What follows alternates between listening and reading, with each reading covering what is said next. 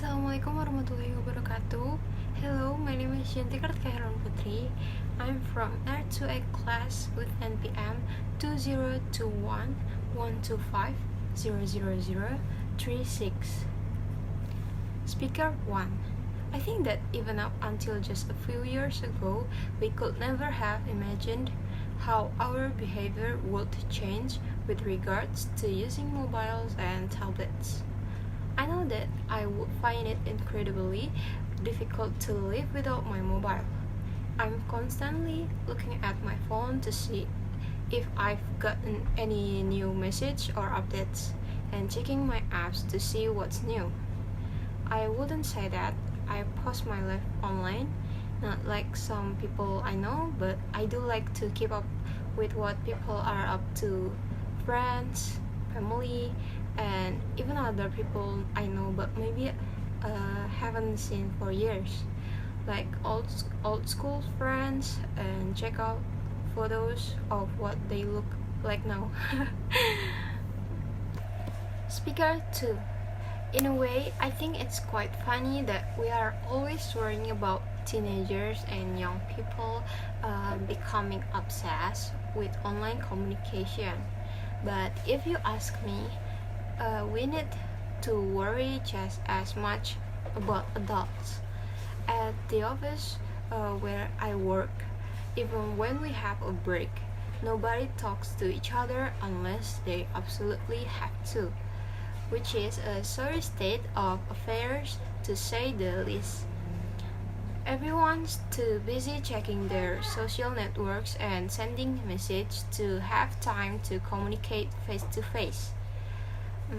People spend their lunchtime glued to their screens or barely glance up from their phones.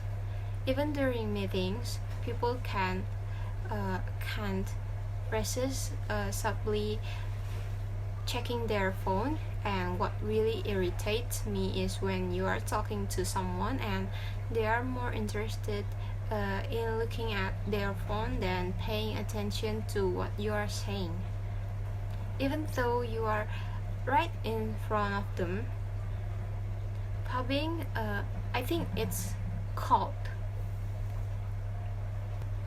Speaker 3. I was listening to this discussion on the radio the other day, talking about online communication, and they were talking about FOMO, or what was it? Fear of missing out, which apparently is a kind of modern day psychological syndrome which we are affected by because of our obsession with online communication.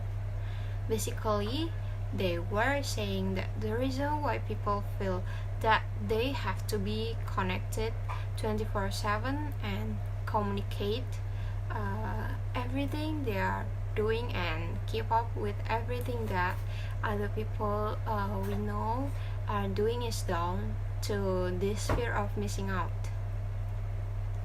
We are worried that everyone is having more fun than us or doing something more exciting than us. They also said that because we are spending more time communicating in the online world, we are losing the ability to enjoy the present.